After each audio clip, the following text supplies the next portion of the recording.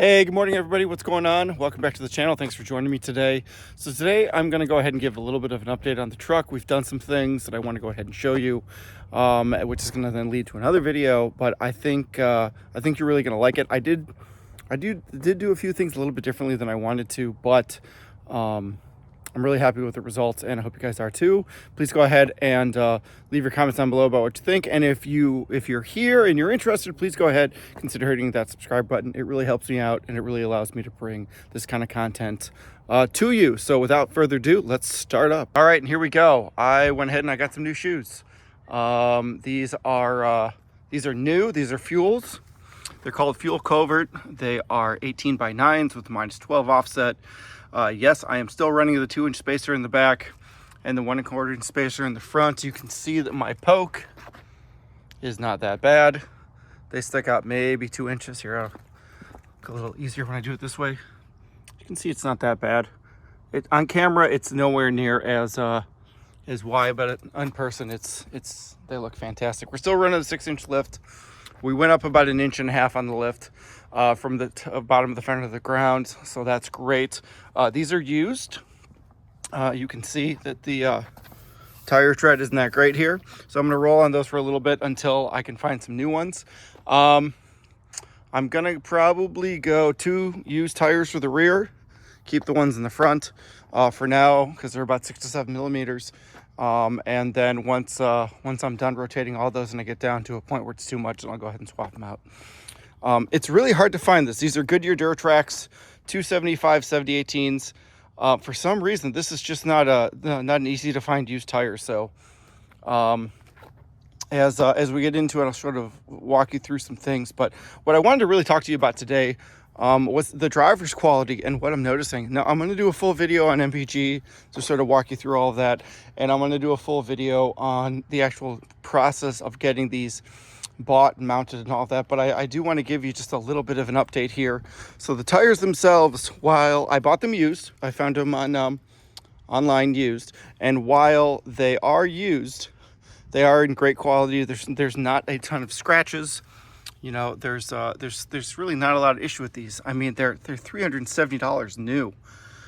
So the deal I got them for was just amazing. If you guys like, go ahead and put your guesses down below. I'm still shocked at what I got these for. Anyways, so they're great. They showed up. They were balanced. So at least I thought that they were. They ended up not being balanced. I'll end up doing a video on how to buy used tires and use rims offline so that you can see how that's set up. Here's the other side. But I'm really, really happy with them. They shook a lot when I first put them on and I bought them. I thought that there was an issue with the rim. I took them up, I had them look at. We found all kinds of fun things. Now they're fine and they're back to normal. But again, they ride great. But there is one little thing I do want to show you. So this is going to be an up-close personal shot of me turning the tire and seeing how close it gets to the fender and the cab mount. As you notice, it's not touching, but it is rubbing very close. And these are 33s on a 6-inch lift. There should be more room, in my opinion. So as you can see here, you know, if I get it as close as I can get to the body, I've almost got 2 fingers there on the tread. Obviously, when I get new tires, this is going to be twice as thick as it is because, again, it's only 6 to 7 millimeters thick. But I do got about 2 inches, and my goal here is to run 35s. And with new tread and 35s, I don't think I'm going to be able to go ahead and hit this. I think I can miss the cab mount, which is sitting back here. So I'm wondering, what methods do I have? What do you guys think? Please go ahead and drop a comment down below. If you remember, I've got the 4-inch lift spindles on. I've got a 2-inch spacer on. Everything else is factory up here. So the struts, the coils, the upper control arms, the lower control arms, everything's factory. So what options do I have? Do I got to replace the upper control arms? Do I need to pull the spacers off? Even though I really, really like this look, I get it. The spacers are probably not helping. That is definitely one thing I'll try on when I do the tire video, just to sort of walk you through all of that. But you know, go ahead and tell me what you think. Put your comments down below. I'm really liking how the truck's turned out. If you guys want, I'll go ahead and I'll do a video on everything that I've done in the 2.5 years that I've owned it and the 35,000 miles that I put on it, and you can tell me what you think.